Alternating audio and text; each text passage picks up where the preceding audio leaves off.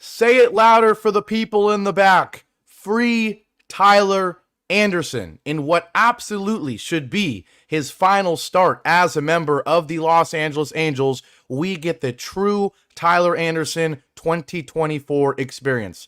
A great start with no run support and a loss. We'll break it down. We'll say farewell to Anderson as well as Carlos Estevez on tonight's edition of the Locked On Angels Postcast right now. You are Locked On Angels Postcast, part of Locked On Sports Los Angeles, on the Locked On Podcast Network. Your team every day.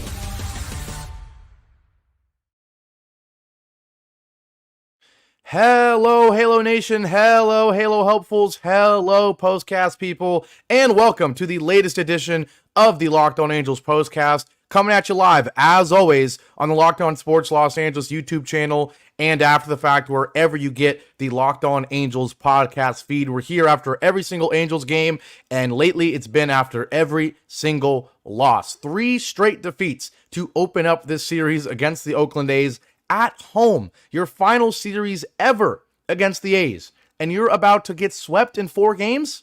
Oh man, we don't know if the sweep is on the way, but what we do know is that the Angels did the usual when Tyler Anderson starts.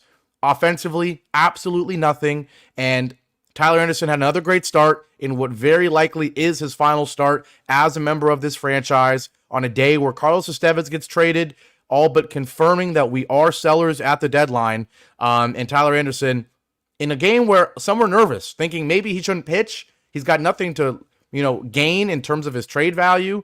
And in the first inning, it looked like, oh man, the disaster scenario is going to happen. A bad Tyler Anderson start right before he gets traded, maybe hurting that trade value. But no, after his shaky start, he was great the rest of the way, and he got no support the rest of the way. Now 8-9, despite a 2.96 ERA on the year. So this was the usual all year for Tyler Anderson, and all I got to say is free him. Hopefully he ends up on a winner on a team that gives him run support and lets him improve that record. This is a guy that should have 20 wins in 2024, but instead he's 8-9 because he's on the Angels. On tonight's show, we will talk about Tyler Anderson, of course. We will also talk about Carlos Estevez getting traded for 2 prospects. Obviously, the news of the day, all but confirming, like I said, that we are sellers at the deadline, and we'll talk about an offensive performance that had not much to talk about other than Nolan Schanuel. First and foremost, shout out to everybody in here. Appreciate you guys so much. The support has been great as of late. Even though the Angels aren't building nothing, hopefully they're building a contender in a few years from now, especially at this deadline. But we are building this podcast community, so thank you so much to all of you for helping me grow. Leaving likes. Please leave a like. As always, it helps more than you can imagine. It seems like just a little button, but when you go down and scroll it, it helps out this channel and it helps out me so much. But shout out to everybody in here. Jeff, Anthony Jimenez, Dodgers fans in here as well, and the usuals. I appreciate you all so much. Last thing before we start, today's show is brought to you once again by Supply House. SupplyHouse.com is the reliable way to get parts fast. Shop for your next plumbing, HVAC, or electrical job and get fast shipping from coast to coast at SupplyHouse.com. And with all that being said, we jump right into this one, and we have to start with Tyler Anderson. Whether or not he had a good game, he was going to be the story of the night because it is his final start, because obviously you want him to do as well as he can to boost that trade value. But man, it's fitting. It's not really ironic. It is what we expected because it's what's happened all year for him to have a great start and not get any run support. But I just feel for the guy, man. I feel for the guy, and we won't have to feel for him any longer because he, like I said, most certainly will be off this team. He's our most valuable trade chip, not Carlos Estevez, who we did get a lot for. We'll get to that later. Tyler Anderson is the guy that you have to get this trade right. And it really at first looked like the trade might be a little less in terms of return value after this start, because right away against an A's lineup that continues to hit home runs, especially against the Angels, they did not waste any time getting to Tyler Anderson. Lawrence Butler, the Angel killer, leadoff single. And then after a strikeout of Andujar, Tyler Anderson ties his career high, by the way, with 10 strikeouts, getting it started right there in the first, striking out Miguel Andujar. But then a Brent Rooker, who has been red hot, single, makes it first and third with one out. And then with some adversity, boy, Tyler Anderson does not respond. He instead throws a fastball right down the middle on the first pitch of the at-bat to Langeliers, and he destroys it. 104.7 exit velo, 411 feet to straightaway center field. And just like that, it's 3-0. And obviously the number one priority is always winning. But boy, just like that, some fears that many, including myself, had were, oh man, in a game where maybe Tyler Anderson shouldn't even pitch, just protect the arm, make sure he doesn't get hurt above all else right before you're about to trade him, but also make sure you don't hurt your value right before you're about to trade him. And right away, Tyler Anderson gives up a 3-run home run. Oh man, I was very scared at this point, not only for the game and for what would happen in terms of winning or losing, but oh no, if Anderson gives up another couple runs, if it's a 5 or 6 earned run outing, if he only goes 4 or 5 innings, against an A's lineup that, sure, while hot, it's still the A's. It certainly would not have helped his trade value at all just 3 days before the deadline. But luckily for the Angels franchise, from then on, he was great. He finishes with 7 innings pitched, just 3 earned runs, all in the first inning, 6 hits, 3 of them coming in that first inning, just 1 walk and 10 strikeouts. Once again, it ends up being a net positive game, I think. 3 runs is pretty solid for 7 innings, of course, a quality start. But I think above all else, and I've said it in a few postcasts at this point, when Tyler Anderson strikes people out, that helps the trade value so much because we know he has a great changeup. We know he can force weak contact. But teams, that strikeout number is flashy. It is a flashy stat that even, the best analytics guys that are going to look at things beyond just the basic statistics, still, it's hard not to argue with the guy that strikes people out and has a low ERA. And Tyler Anderson has both. Like I said, the ERA 2.96, 10 strikeouts now in multiple games for a guy who didn't have more than 10 strikeouts in a game in his career. He still has not had more than 10, but he's hit that 10 strikeout number now multiple times, 2 times the other time, July 6th against the Chicago Cubs, where he had an even better start, 8 innings pitched, 3 hits, no earned runs in that game against the Chicago Cubs. But tonight, like I said, 6 hits, 3 runs, all earned, all in the first inning on that 3-run home run. But other than that, just 1 walk, just 3 hits the rest of the game. He got no run support, and despite no run support, when you walk on the mound as Tyler Anderson or as most Angels pitchers, there's added pressure because you're not getting any run support. And in this case, he already knows he's down 3-0, and he already knows there's like a 30% chance that the Angels are even going to score 3 runs, but let alone 4 or 5 and enough to get them in a winning position. So Tyler Anderson knows that he's got to be perfect from then on out, and he basically was. And so if you're someone that wants to trade for Tyler Anderson, we know how valuable a starting pitcher is in general, let alone a left-handed starting pitcher, with experience, who's been on good teams, the Dodgers, and bad teams, the Angels. He's certainly a valuable trade chip. And this start, after a really shaky first inning, ends up being a net positive in terms of trade value because not only statistically wise is it good, but he also once again shows the resilience that, of course, we know he has as someone who starts for the Angels and gets no run support. But maybe a team that is just looking at the stats and now is going to look at his most recent starts immediately sees, okay, this guy can respond to a bad first inning and be absolutely lights out from then on out. So absolutely, in a loss, in a 3rd straight loss to the A's, where easily you could be just so frustrated, and rightfully so, at least Tyler Anderson boosted that trade value. And at this point, that's all that matters in a game like today. We're going to take our first break here on the postcast. We talked about Tyler Anderson's start. Not the only trade talk. Carlos Estevez traded today. We'll get to that later, but after the break, we will tell you about the Angels offense tonight. It is a postcast after all, and other than Nolan Schanuel with another home run now in back-to-back games, really nothing else doing for the Angels offense. How many times have I said that? We'll talk about Schanuel. We'll talk about an otherwise abysmal offensive performance after our first break here on the Locked On Angels postcast. We'll be right back. Now, today's show is brought to you by Booking.com. Booking.com Yeah. It's summer, and you know what you do in the summer? You travel. But the hardest part of traveling, it's not, picking where you want to go. It's actually getting there and finding an affordable and nice place to stay. And that's why Booking.com is what you need to hear about right now. With summer travel heating up, especially travel for baseball games like me, who went to a Yankee game just last week in New York, it's time to explore those U.S. cities you always secretly wanted to learn more about. Yes, we're talking about your rival cities. With hotels, bed and breakfast, vacation rentals, resorts, and so much more on Booking.com, you might just find your perfect stay even in your baseball rival city. From hotels that look over stadiums to family-friendly resorts, Booking.com has so many choices across the U.S. for your summer travel this MLB season. Take it from me, who used Booking.com while in New York and had an absolute great time. I use the app, but you can use the website as well. The right stay can make you a fan of any U.S. city, even your rivals. Book today on Booking.com on the site or in the Booking.com app. And today's show is also brought to you by FanDuel. And I love sports. Obviously, I host a sports show, but so do you. You're watching this, even though the Angels stink, you're still watching. Why? Because you love sports too. I love sports. I love them so much. I never want them to stop, and I'm sure you don't either. But as the playoffs have winded down in multiple sports, the NBA, the NHL, Copas, Euros, we got the Olympics, we do, but it's not the same, at least in my opinion. We get fewer games, and the sports aren't sporting like I want them to.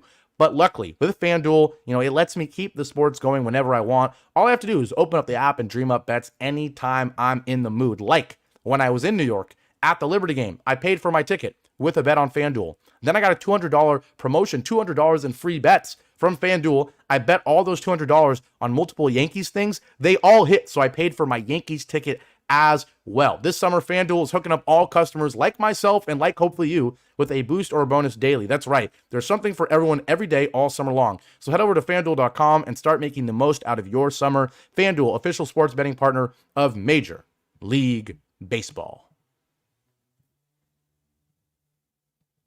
Back here live at Locked On Sports Los Angeles YouTube channel. This is the Locked On Angels Postcast. I am Gavin Carlson. If you don't know who I am, I spent 4 years as a credentialed journalist in the Los Angeles area, writing articles, conducting interviews, sitting in press boxes or courtside all across the country, specifically covering UCLA sports with the Daily Brew. And I am now, of course, a part of the Locked On Podcast Network. I, of course, host this podcast after every single game, not some games, not when they win, not when it's exciting. I'm here after every single game. And once again, I'm here after a loss. Now, 3 straight losses to the Oakland A's for our Halos to open up this home series in what is the last large, important series before the trade deadline. We already talked about the Angels' most valuable trade chip boosting his trade value despite a shaky first inning. Tyler Anderson, 7 innings, 6 hits, 3 earned runs, 10 strikeouts, tying a career high. And other than a 3-run first inning, he was just about perfect. But you know who wasn't, or what entity was not perfect tonight? The Angels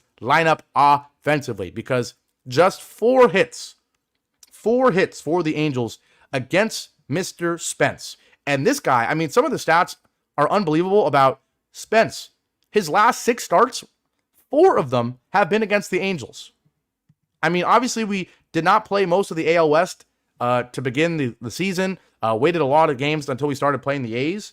And we played them a lot as of late. Obviously, we started the month against them. But it's still kind of crazy to think about the fact that 4 of Spence's last 6 starts have been against the Angels. And just looking at them, he's been pretty darn good in most of them. He was not good in the first one. On June 25th, in a loss, he gave up 8 hits, 6 earned runs in just 5 1/3 inning.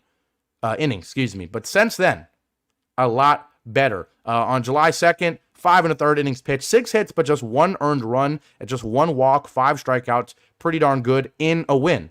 Then, July 20th, just last week, what does he do? 5 1/3 innings pitched again, 5 hits, 2 runs, 3 walks, 3 strikeouts, another win against our Halos. And then tonight, he saves the best for last. Just 3 hits in 6 innings. Just 3 hits. Once again, just 3 hits in 6 innings. Every other inning, the Angels got a hit. Just a hit. He gives up 1 earned run on a Nolan Schanuel home run, which we will get to. The only thing the Angels did tonight was a Nolan Schanuel home run. But other than that, 3 hits, 1 run earned on the home run, just 2 walks, just 3 strikeouts. But hey, you don't got to strike guys out to win. You just got to throw strikes, especially against this lineup, because, man, the Angels are proving they can't do nothing. And it's against starters. It always is. They can't do anything against starting pitching. Against the bullpens, they're okay.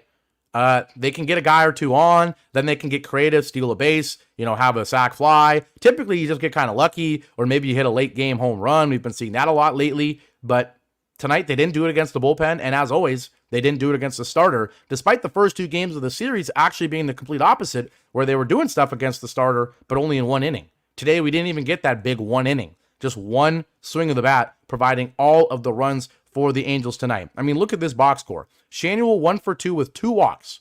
Easily the player of the game offensively, because he has the solo home run, and he also gets on base 2 more times with 2 walks. But on a night where this says about all you need to say to know how bad tonight was for the offense. The man himself, Luis Rengifo, went 0 for 4 with 2 strikeouts. I don't think I've said that all year. We know he's missed time, but I don't think I've said that all year. This guy was hitting like 310, just like that. He jumps to 304, jumps down, that is, to 304. The OPS was about to get to 800. Now it's back down to 773. 2 strikeouts, 0 for 4. You never see that. You do see 0 for 3s from Taylor Ward quite a bit. He did get on with a walk, but he also had a strikeout. Willie Calhoun, he had a nice double. Didn't mean anything, though. 1 for 4 on that with that 1 double. Once again, another guy that typically is good, but not tonight. Logan O'Hoppe, 0 for 4 with 2 strikeouts, a costly strikeout with a runner in scoring position in one of those innings. Drury, we are used to the 0 for 4 with a strikeout from him, now hitting 164 with a 4.45 OPS. My goodness. Moniak, once again, 0 for 4. All the guys are used to being awful. They were awful, but also some guys are not used to being awful, like Rengifo, like O'Hoppe. They were bad. Moniak, he's been heating up a little bit, but right back to reality for him, 0 for 4. Zach Neto was 1 for 3, and Joe Adell was 1 for 3, but none of it really mattered because they were all in their own innings.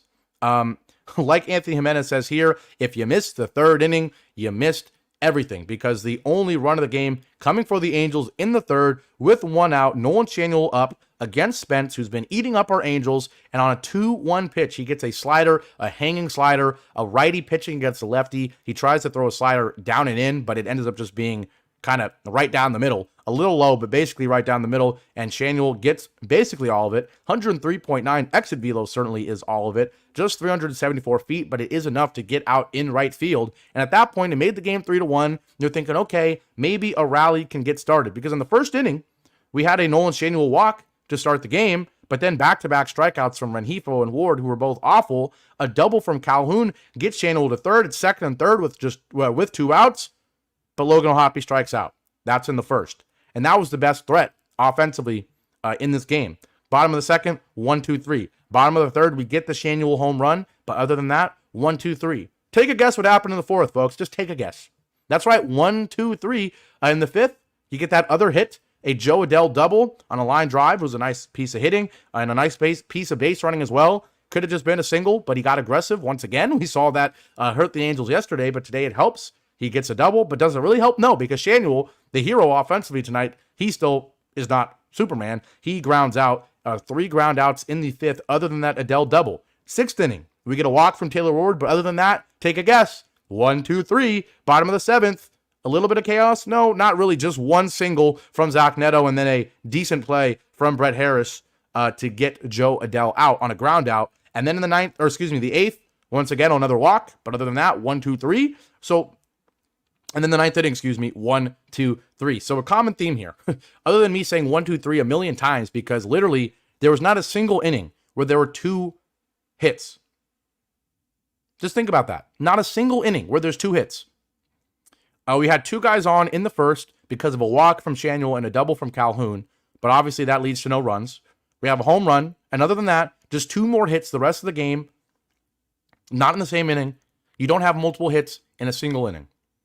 That just can't happen. You're never going to win a baseball game like that, even with your ace, Tyler Anderson, having another solid performance as always. He would have had to pitch a shutout, obviously, in order to win this game. So the offense does nothing. In terms of checking the trade values of people, I mean, Taylor Ward certainly didn't help his case. 0 for 3 with the strikeout, like he said, just that 1 walk. That certainly did not help. In terms of other guys in the lineup that you're going to trade, Brandon Drury at this point has a better chance of getting DFA'd, he also has a better chance of becoming Shohei Ohtani than he does of getting traded for anything of value. 164 with a 4.45 OPS. You ain't getting jack for him. So really the only two guys that in this lineup have a chance of getting traded are Taylor Ward, who please, at this point, just get me a bag of chips for him. Just get me a bag of chips. And then other than that, Rengifo certainly did not help his value at all. One of his worst games of the season, 0 for 4 with 2 strikeouts. But I don't think anybody who's trading for Luis Rengifo is going to see a 304 average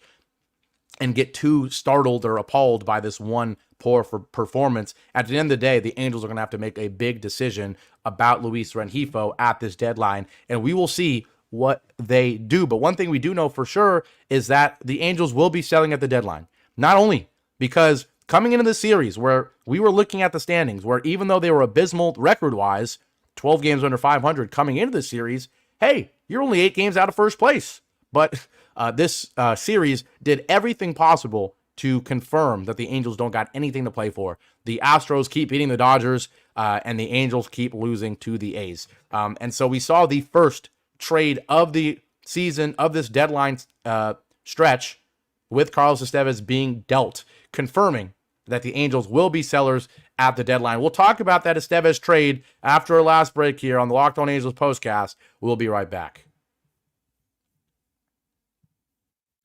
Now, finally, today's show is once again brought to you by Supply House. Get supplies from the site that's made for the skilled trades, supplyhouse.com. Supplyhouse.com is the reliable way to order plumbing, HVAC, and electrical products online. Their easy-to-use website is packed with helpful resources and the latest product info to help you get the job done right. Shop a complete inventory of over 200,000 parts from over 400 top brands and get your order delivered right to your door with fast shipping from coast to coast. Need help with an order? Get expert support and industry-leading service from the friendliest folks in the business. And here's my favorite part. You talk to a real person every time. I'm so tired of these bots on these, with these companies.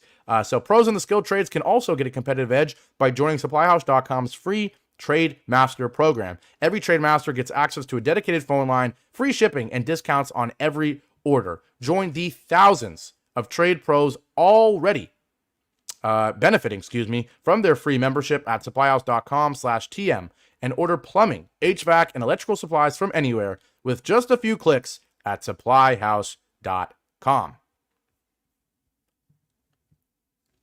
Back here live after our final break here on the Locked On Angels Postcast. Coming at you, as always, after every single Angels game, not just wins, not just exciting games. We're here. We don't take days off unless I am sick to the point where I can't speak, or unless, even when the power was out, I was doing the postcast, all right? So we don't just choose days to do it.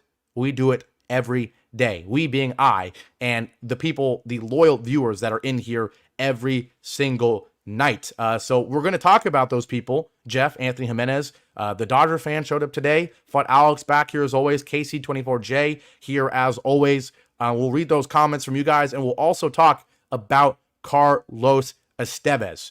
And perfectly, right on cue, we get 2 comments about Estevez. KC24J says, how do you like the return for Estevez? And Sean immediately provides his input saying, love the Estevez trade, the return that we got. I agree. If you somehow didn't hear, I don't blame you for tuning out Angels news in general, but this is probably this is easily the most important week of the season for the Angels, and one of the most important weeks of the next couple of years, dare I say, because the Angels have to get this trade deadline right. For once, we are obvious sellers. For once, we've got a couple draft picks to be excited about, but other than that, no exciting prospects. It's time to cash in the rare, obvious selling deadline. You got to get it right so that this isn't a 10-year rebuild where half of the guys you trade for don't become anything. You got to do everything right here so that it's only, people are asking me, when are the Angels going to compete? Don't think it's 2025, just because other than Ohapi and Neto a little bit and Schanuel as of late, there hasn't really been much else offensively to get thrilled about for next year. It's not like you need 1 or 2 bats, even with Trout back. Even if those 3 guys stay at their level and get a little bit better, as we're hoping young guys do, that's still not enough. That's 3.5, because Trout's never going to give you a full year, as we know. That's like 3.5 decent bats. That's not, a free agent signing or two away. That's not even getting a Juan Soto away. You need more than that. So 2025 is not the year. 2026, though, can be the year if you get this deadline right, if you get the next couple of off seasons right. Okay? And it starts with this Carlos Estevez trade, and I think they got this one right. Carlos Estevez, who has been great for the Angels this year. I mean, he had a start. He's technically 1-3, but he's got 20 saves, a 2.38 ERA, a .74 WHIP, 34 innings pitched, 32 strikeouts, almost a strikeout an inning for him. He's been red hot as of late as well. So certainly the Phillies, who trade for him, probably had to give up a little bit more now than they would have had to give up a month ago for him. And so, I mean, just look at his most recent games. He hasn't given up a run in the month of July in 1, 2, 3, 4, 5, 6, 7 appearances, 7 innings. Just one hit in the last 7 innings. One hit in the last 7 innings.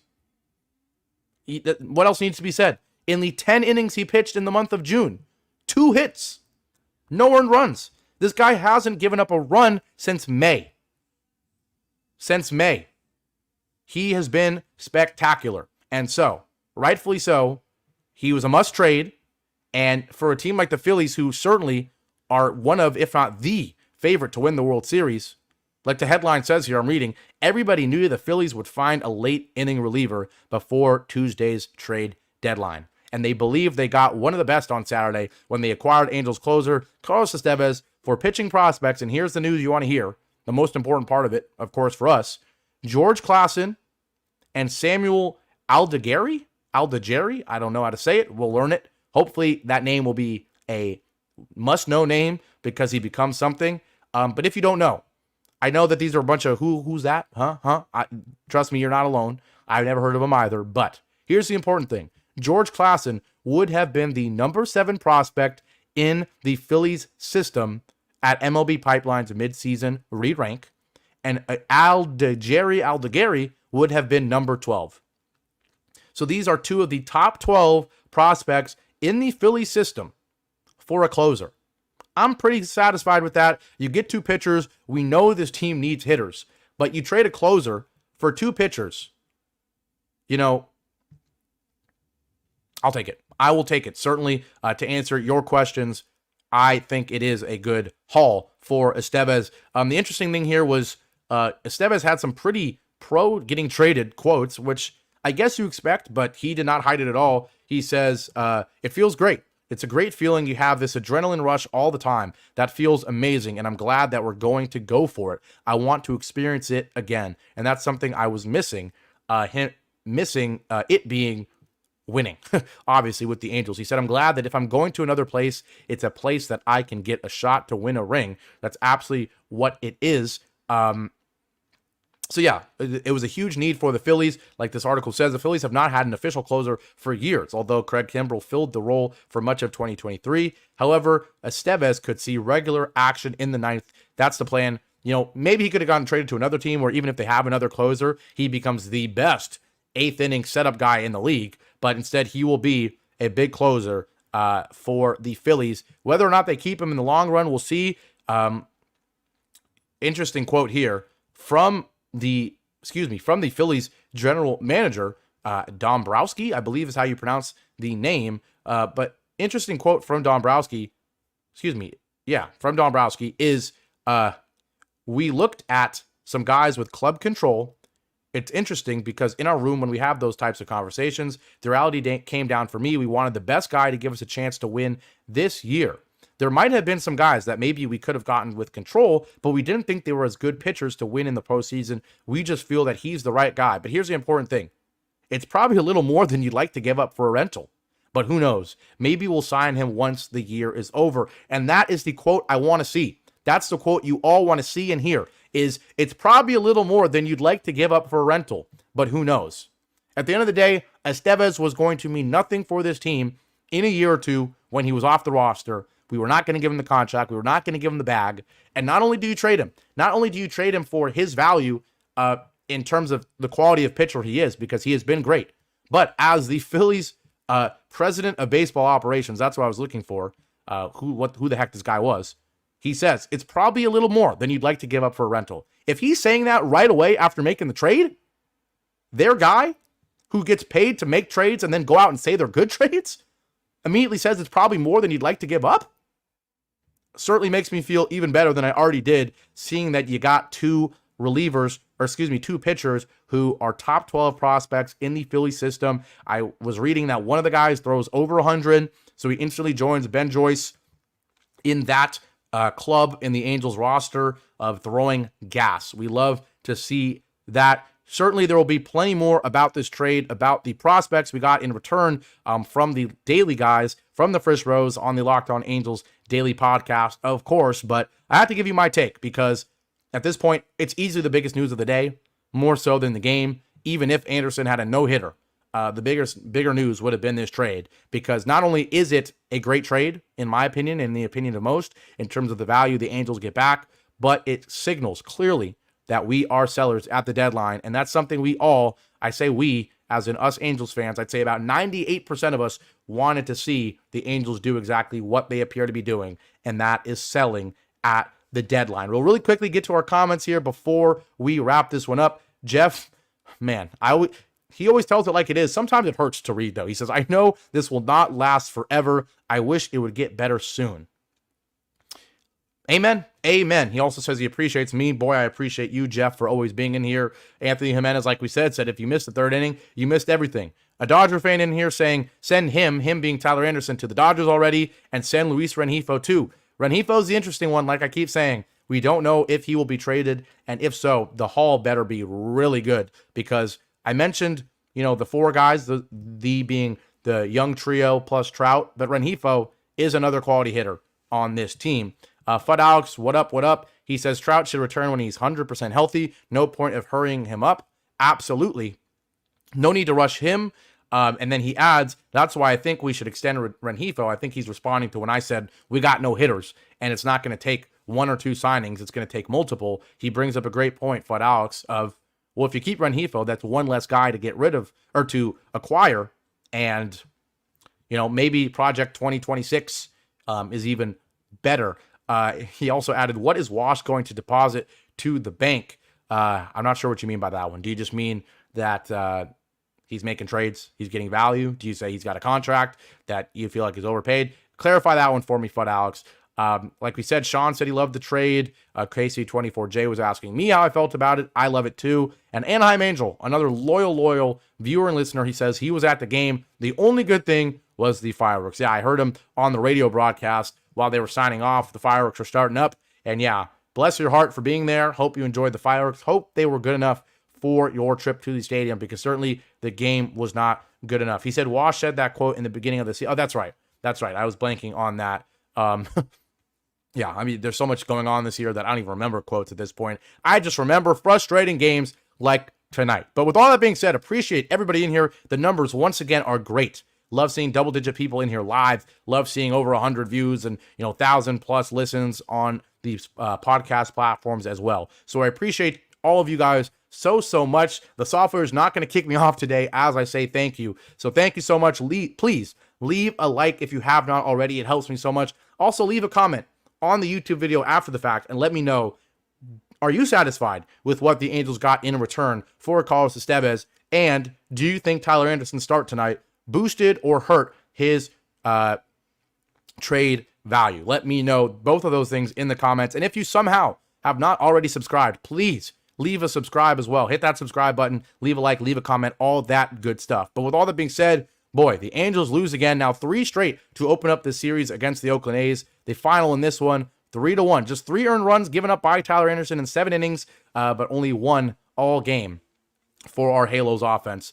Thanks, Nolan Schanuel, for avoiding the shutout, but not much else other than that. I will be back here tomorrow, as I am after every single Angels game. The Halos will close out this abysmal series against the Oakland A's, their last ever game against the Oakland A's. Of course, they'll play the A's in next year and beyond, but the last time as the Oakland A's. So I guess that means something to some degree. Certainly there's been moments against them, but yeah, whatever. They'll play the A's. At this point, we're just trying to not have a record as bad as the A's. We're only like 2.5 games up on them, and we're about to trade a lot of guys, probably more than the A's are going to trade. So I'll be back here after the game as always. I guess the important things will be to see, will Tyler Anderson be traded tomorrow? It might be right after that great start. Also, some other things to watch. How will Taylor Ward play? How will Luis Rengifo play? How will Hunter Strickland or Luis Garcia or other guys like that play if they pitch? How will they help their trade values? Because the deadline is on Tuesday, and we are getting closer and closer to some of the biggest days of the year for this franchise. So I'll be back here tomorrow. It's a day game. We will have that Sunday matinee postcast, and I hope you join me as always. Appreciate you guys so much. I'm Gavin Carlson signing off. Angels lose once again, but hey, at least they're sellers at the deadline. That's something to be grateful for. We'll see who gets traded. There might be some by the next postcast, and if there are, I will talk about those, of course. Hope I see you guys back here tomorrow, and in the meantime, have a great Saturday night, a great Sunday morning, and take care, everybody. Go Halos. We need it.